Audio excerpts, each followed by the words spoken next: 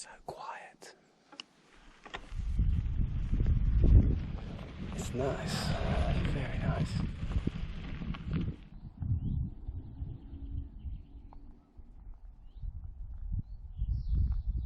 Hello and welcome to the final part of this mini-series on how I wild camp.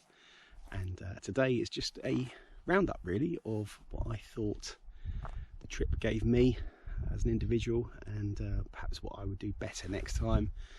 And yeah, just a sort of summary really on how I thought the trip went. I'm currently out on my daily exercise, and I've just stopped for a moment to catch my breath and speak to you, and I'm in the middle of nowhere, so very unlikely to upset anyone or come across anyone in the next few minutes it will take me to do this video. So I hope you're all well and surviving in the current climate. It's a scary time, so I thought I'd concentrate on some positives to start with. You know, we went away. What we wanted to do was go away for a weekend and visit a couple of places, and we succeeded in doing that, and it was a great weekend. We had a good time, and you know, we ticked the boxes in where we wanted to go. We wanted to go to the quarry, which we did, and we wanted to go to Sheep's Tor, which we did, and we had a good fun time with it. It was a bit challenging in some parts, but it was, yeah, it was still good time was had by all. I think I certainly enjoyed myself. Some of it perhaps I was a little bit stressed towards the end with the weather and lack of sleep, but that's how it is. That's the reality. So yeah, positives, we came out of it, and we weren't injured or damaged, and we had a good weekend away. So I won't say negatives, because there weren't any negatives. Things perhaps I would have learnt from would be mainly the second night. I pitched my tent in a pitch that I wasn't truly happy with, and that resulted in me rushing my pitching. You know, the weather wasn't great, so I rushed my pitch, and subsequently didn't put the guy lines at the front of the tent. I put them out to the sides when they should have been to the front, and because of that, the front part of the tent semi-collapsed in the morning, which you can see on the last part of the video, and that's cost me, because it's damaged the tent poles at the front. I have bent them back into place. I haven't shattered them, but to get a new set, I'm looking at around £50 to £75, depending on how many sets I decide to order. I think the third pole is fine.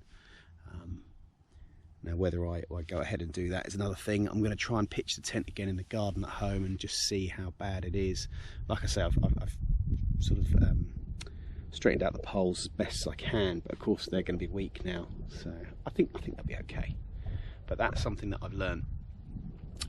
Yeah, so to basically choose your pitch properly, make sure it's as flat as can be, because that irritated me, it not being flat, and yeah, I paid for that night.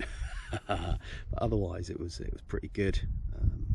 And just make sure your pitch position is as good as can be. I'm not really sure what else we could have done there. There was a few other pitches. Perhaps we should have pitched separately, but you know, you go away as a team and you don't really want to split up and have one of you walking across a moorland alone in bad weather. It's just not ideal. So I guess there was no negatives really. It was just a learning curve.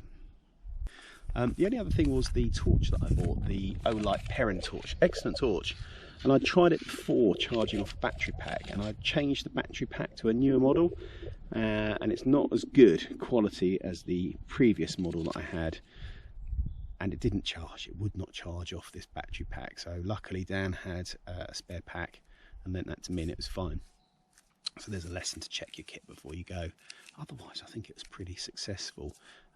I had one nice viewer tell me I should have concentrated more on the planning side of things with regards to the weather than to the food. Yeah, okay, but we did look at the weather before we went. Perhaps that wasn't relayed in the video quite so well, but we did keep an eye on the weather. But we couldn't change the date anyway. What with work and family commitments, it would have been that date unless it was severe weather, and it wasn't that bad. It's the worst weather I've ever camped in, mind, for sort of rain and wind. So yeah, otherwise positive comments, and we learn each time we go. So what I didn't get to say on the video was you know, thank you for watching. Thanks for watching the series. If you have done, it's much appreciated. An interesting kit coming to me over the next few months. Some of it's going to take a little longer than others, and I'll share that with you once I get it. Some exciting stuff. You know me, love my kit. So I'll leave it there, but thank you so much for watching, and I'll see you on the next one. Stay safe.